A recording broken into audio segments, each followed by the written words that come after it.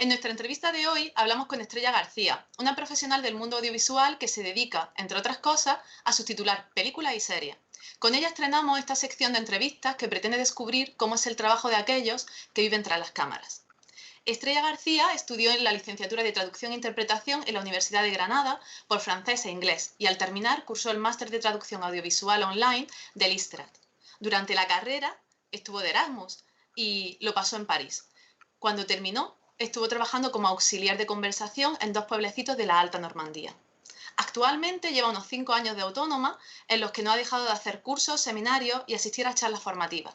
Y durante los últimos años se ha dedicado a la localización de videojuegos con su empresa Gamealized y a subtitular todo lo que ha caído en sus manos. Estrella, muchas gracias por sacar un hueco para grabar con nosotros. Esta conversación es una oportunidad única que van a tener nuestros oyentes pues, para conocer un poco más qué hay tras las cámaras. Bueno, gracias a vosotros, que estas cosas siempre gustan. A mí me gusta un montón hablar de lo que hago, de mi trabajo y, joder, mola mucho. Muchas gracias. Y bueno, pues la primera pregunta, claro que sí, es ¿cómo se llega a esta línea de trabajo? Porque has tenido que formarte muchísimo, supongo, pero has terminado creando subtítulos. Cuando hablamos de traducción e interpretación como carrera, pues casi que yo no pienso al menos en alguien dedicándose a hacer subtítulos para series. Sí, a ver, realmente yo, por ejemplo, cuando entré en la carrera, yo quería ser intérprete, o sea, no he podido ir por un camino más distinto. Y lo que pasa es que al final, los últimos años de carrera sí que tienes distintas especializaciones y la traducción audiovisual, la TAP, está ahí. Y de hecho, estos últimos años, con el tema de todas las plataformas de streaming, Netflix, Amazon Prime, Filmin, todo eso, pues realmente ha habido un boom de trabajo. O sea, yo no sé cuándo parará, pero sí que cada vez se demanda más traductores audiovisuales. Y no sé, al final de cuando estaba ya acabando, di con la asignatura y la verdad es que me gustó muchísimo. Y al final cuando acabé, pues decidí especializarme en un máster de Leistrat, que me gustó bastante, la verdad. Yo creo que me vino bastante bien. Y hombre, sí que al principio intenté tocar más palos porque empecé de práctica y hice un poco de doblaje, de voces superpuestas, de subtitulado y tal. Y al final un poco por lo que me ha ido llegando de trabajo y tal, pues me he ido especializando en subtítulos y en videojuegos. Y de hecho llevo pues los 5 años que llevo trabajando, que los voy a cumplir este verano, son exclusivamente eso, localización de videojuegos y subtitulado. Y para los que no estamos muy versados en el tema, ¿qué es realmente lo que haces? O sea, porque pues, podemos quizá ver o entender que estás traduciendo el guión, ¿no? Por así decirlo, los diálogos que se presentan en la serie, pero ¿nos puedes explicar un poquito cómo funciona? Sí, a ver, yo realmente, o sea, bueno, dentro del subtitulado tienes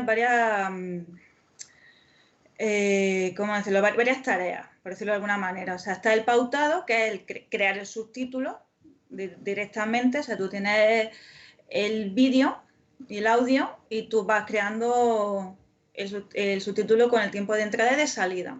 Y tienes que tener en cuenta un montón de historias. Y luego la traducción del texto, de los diálogos. Entonces, yo casi todo lo que hago, o sea, casi todo es solamente la traducción de los diálogos.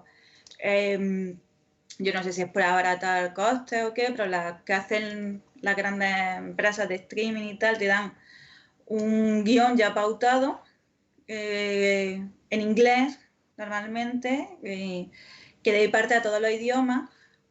Entonces tú realmente no te dejan, se ha dicho, ni siquiera te dejan tocar en muchos casos los tiempos. O sea, entonces yo me dedico casi exclusivamente a eso. Tengo mi vídeo, tengo mi audio, que normalmente no se ve una mierda porque está todo con un montón de marcas de agua, colores alterados y tal para evitar filtraciones.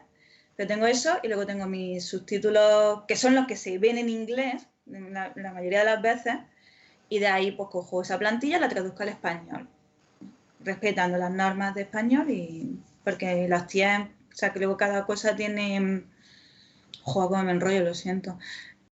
No, no, en absoluto, en absoluto. Si es que realmente te quería justo ahora preguntar, porque me estabas diciendo que no puedes ver realmente lo que estás doblando, o sea, lo que tú estás traduciendo.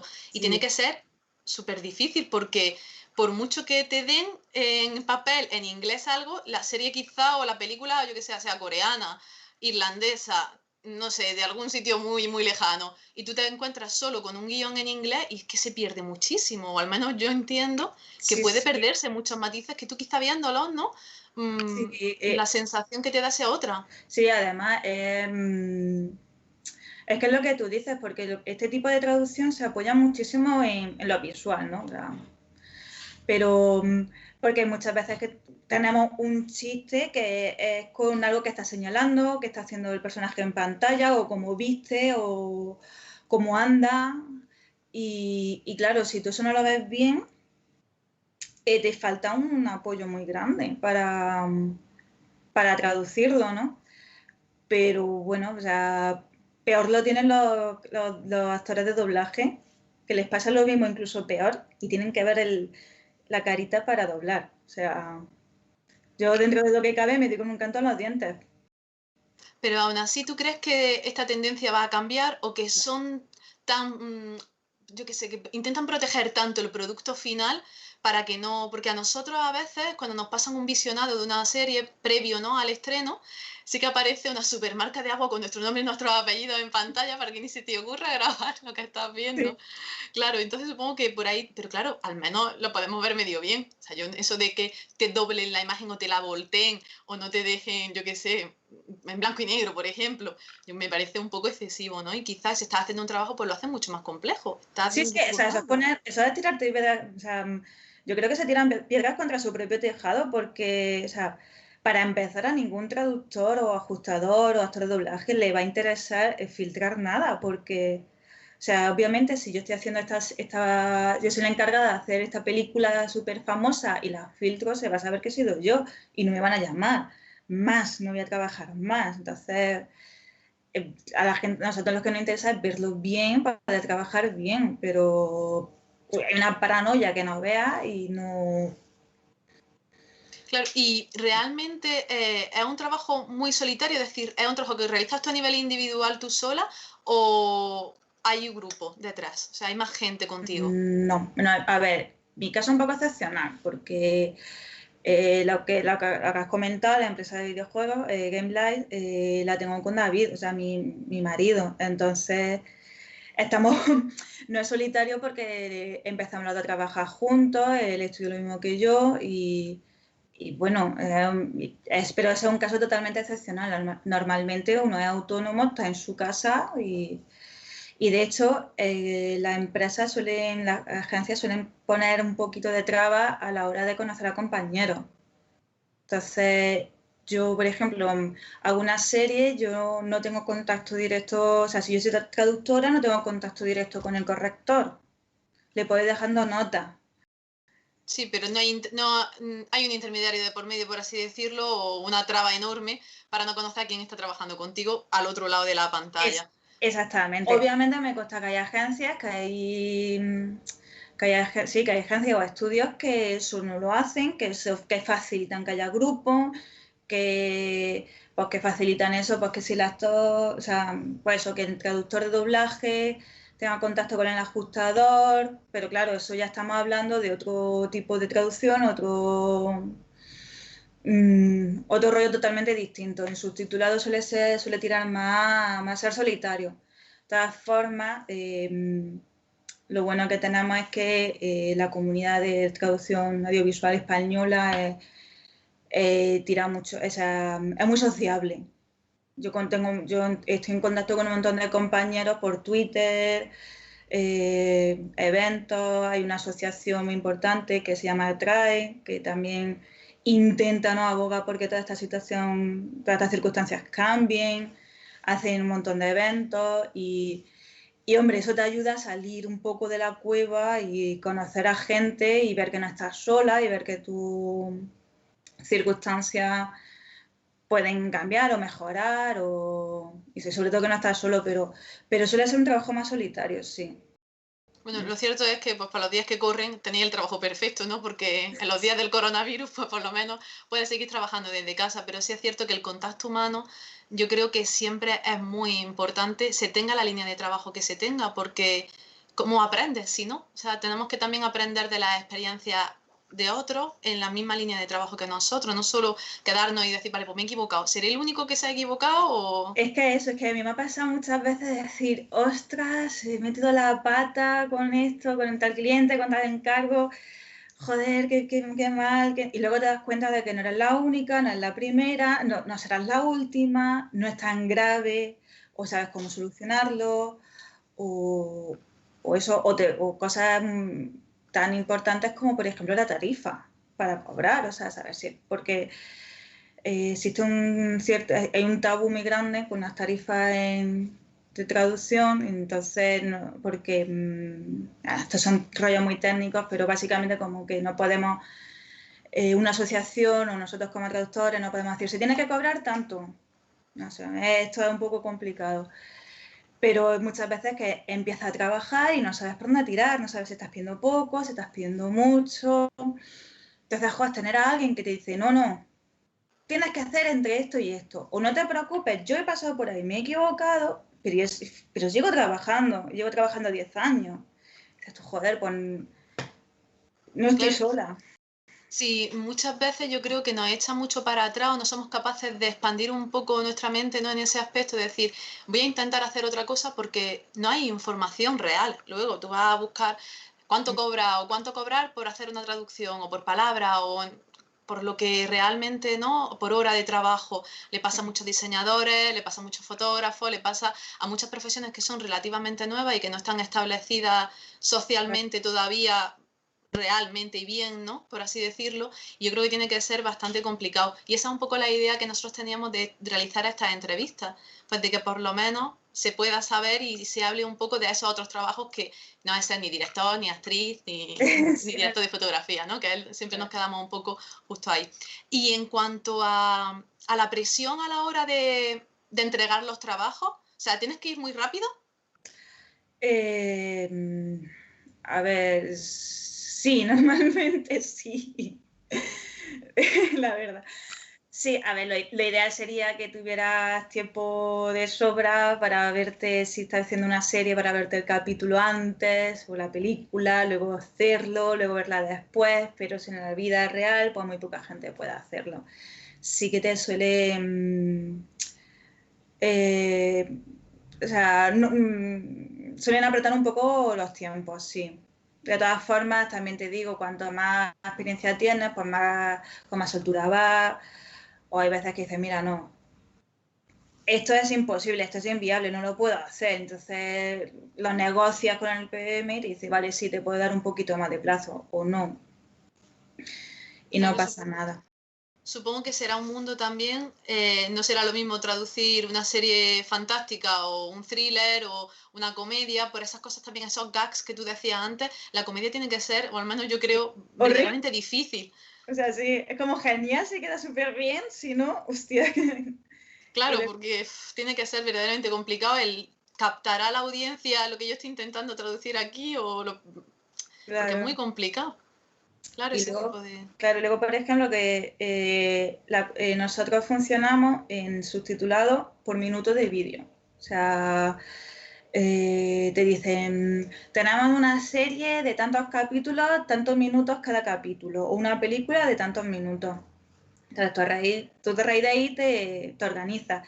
¿Qué pasa? Que no es lo mismo tener una comedia de 20 minutos o un reality show de 20 minutos que una peli de miedo, por ejemplo.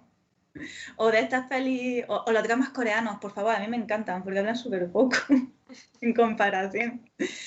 Y porque yo qué sé, hace poco estuve corrigiendo, en vez de traducción, hice corrección, un par de reality y me quería morir porque eran 20 minutos, pero ¿cómo hablaban? Digo, madre mía, y menos mal que me ha tocado corregir y no Y no traducir. hacerlo. Claro, claro. Y te pasa eso, que hay que tener cuidado porque según el género, puede ser 20 minutos es la perdición. Si la muerte, vamos a pellizco. Y tenéis, yo creo haber leído una guía de estilo, ¿podrías explicarnos lo que es? Porque yo creo que quizá ahora podríamos introducirlo. ¿Tiene que ver con un distinto tipo de género o tenéis que seguir unas pautas concretas a la hora de subtitular? A ver, una guía de estilo como tal general no existe. Sí, existen varias pautas y lo que existe es cada cliente tiene una guía de estilo distinta. Vale. Lo que pasa es que suele ser muy... hay aspectos que son comunes. Por ejemplo, no puede haber más de 2 líneas de subtítulos, obviamente. No puede... si hay un diálogo, pues una línea de diálogo para cada personaje que esté hablando. No sé, hay ciertas cosas que sí son generales. Luego, por ejemplo, tiene la velocidad de lectura, que es pues, el tiempo que debe de estar el subtítulo en pantalla para que te dé tiempo a leerlo de forma cómoda, cambia según el cliente. O sea, Netflix te pide una cosa, Amazon te pide otra. Suelen ser parecidas, o la longitud. Por ejemplo, Netflix te permite 42 caracteres, o sea, una línea, un subtítulo de 42, pero luego tengo otros clientes que me piden 37. Y eso tienes que cuadrarlo tú, ¿no? No hay nadie detrás que lo cuadre. Claro, no, eso lo tengo que cuadrar yo. Sí, de hecho, o sea, yo cuando traduzco, yo tengo que guiarme por esa guía de estilo, yo tengo que seguirla, pues te piden que las cursivas estén de una manera. Cuando hay diálogos, normalmente tienes tu guión, pues algunos quieren que tenga espacio después o no, o sea, son aspectos técnicos, realmente luego son también un poco tonterías, quiero decir. No, a ti no te va a influir a la hora de ver una serie que haya un espacio después del guión o no, en un diálogo. Te puede gustar o menos, pero a mí me gusta algo personal, ¿no? Pero no va a afectar a la calidad de la traducción. Pero bueno, tiene que seguir una coherencia. Y cuando hablamos de subtítulos, por ejemplo, sí que hay veces que hablando, por ejemplo, de Netflix, que cuando le pincha los subtítulos sale desplegable, tenemos estos que son especiales para gente sorda, ¿puede ser? Sí. ¿Y esos también los generas tú o hay otra persona detrás que mete esos incisos? Como a lo mejor suena en Los pájaros, por ejemplo, ¿no? Sí. Pues, a ver, yo también hago de eso. También he hecho algunas pelis y son diferentes. O sea, porque cambian un montón de aspectos técnicos. Lo que tú dices, tienes los corchetes con el sonido, la identificación de los personajes. Y luego tienes que abreviar porque no puedes poner todo palabra por palabra, ¿no? Y lo hace toda una persona así. No se suele, o sea, no conozco ningún caso de alguien que haya cogido unos subtítulos ya hechos de una traducción y le haya añadido los injertos. Que seguro que lo habrá, porque se ven cada cosa, pero no solo una persona que se encarga de hacer ese tipo de subtitulado. Y en cuanto a derechos de autor, porque tú estás creando algo. Sí. ¿Se generan derechos de autor en el trabajo que tú realizas? Sí, no en todos los tipos de programas, pero sí. O sea, y eso es cosa relativamente nueva y es gracias a la asociación esta que te he comentado antes, que ahí estuvo peleando, pero para que en sus títulos se reconocieran esos derechos de autor, porque es lo que tú dices, estás creando algo. Y se generan los programas que se supone que no tienen guión. Digo se supone porque, por ejemplo, reality show, como es algo espontáneo, no tiene guión, con muchas comillas, no. Muchísimas comillas. Claro, pero luego tú ves las Kardashian y dices tú, sí, que no hay guión, ¿eh? Han cortado un par de veces, sí, rodando la escena seguro. Ya ves, ¿y qué más había que nos generaba derechos de autor? Programas tipo de entrevistas y luego, obviamente, cuando corriges, o sea, solamente generas y traduces, ¿no? ¿Y a ti qué te supone a nivel profesional? Algo decía, hay como una especie de base de datos en los que tú puedas consultar o otra gente pueda consultar qué has traducido tú, qué has subtitulado tú. Sí, hay varias listas, bueno, no estoy segura porque o sea, tú los derechos de autor los gestionas a través de Dama o Sky, yo los tengo a través de Dama, pero no sé si puedes consultar quién ha hecho qué ahí. Sí sé que en Atrae sí lo puedes consultar, de hecho yo tengo si tú te metes en la página web de Atrae, buscas mi perfil, pues te van a salir mis obras que yo he metido. O dices tú, jope, qué peli más guay, ¿quién ha traducido, pues yo qué sé, Puñales por la espalda? Con una peli que salió hace relativamente poco y fue bastante conocida. Y la verdad es que me gustó mucho. Pues tú puedes decir, a ver quién hay, la buscas. Y te van a salir, pues si el traductor lo ha añadido, te va a salir. Y luego también una base de datos que se llama el doblaje.com. Igual, ahí también engloba, o sea, bueno, Atrae también engloba tanto subtítulos como doblaje. Entonces, pues dices tú Star Wars y te metes y te va a salir quién ha traducido qué. Porque, bueno, es el traductor quien tiene que ponerlo. Obviamente no va a ir nadie por ti a decir, a ver, Estrella ha traducido tal y lo meto. No, Sí, que no es algo que tiene, bueno, que tiene que salir de ti realmente. Supongo que también pues te dará un caché el tenerlo y el añadir a tu trabajo y que se conozca. Porque supongo que una vez que te llaman de un sitio, pues pasa como en todos los trabajos, ¿no? Que si trabajas bien y les gusta cómo trabajas, pues te seguirán llamando y un claro. poquito se corre la voz, ¿no? ¿En qué proyecto has trabajado últimamente? ¿Nos puedes decir el nombre de alguna cosa? Pues, bueno, sí, lo que pasa es que lo que no es lo que hago yo no lo ve mucha gente. Bueno, de videojuegos no puedo decir nada, porque eso es tema aparte, o sea, Eso es... ¿Es top firmas- secret o es para otra entrevista? no top secret, porque no te Ah, dejan vale. nada. Y audiovisual, pues lo último que tengo publicado es una peli de acción coreana que se llama Time to Hunt o Tiempo de caza. Tiempo de caza, estoy deseando verla. ¿Está chula? ¿Me la recomiendas A mí para me verla? gustó, sí, sí, a mí Sí, me gustó. perfecto. Pues Pues la tiene tengo subtítulos. súper pendiente en Netflix. Sí, sí, pues tiene mis subtítulos. La primera temporada de La Purga, de la serie, Ay, también es mía. Y eso es como lo más, la más famosete.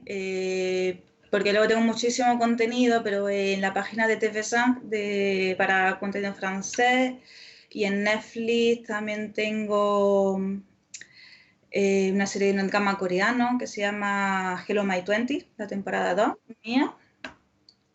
Y luego lo que pasa es que he hecho muchas cosas, pero corrección, o sea, la traducción no es mía.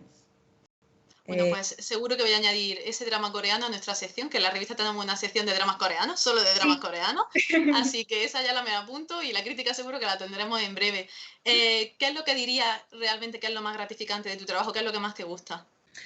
A mí lo que me pasa es que me gusta muchísimo el cine y me gusta muchísimo ver una serie. Entonces, siempre me ha gustado, o sea, veía como algo muy guay, entonces poder pertenecer a ese mundo o sea, de mi manera, ¿no? O sea, por ejemplo, la peli esta coreana que te he dicho, la de Tiempo de caza.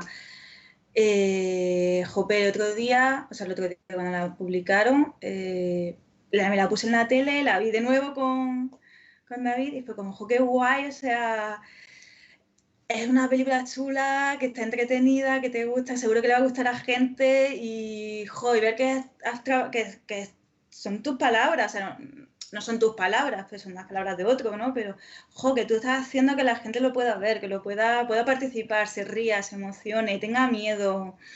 Eso me parece muy, muy guay, o sea, em, poder participar, o sea, de esa parte, ¿no?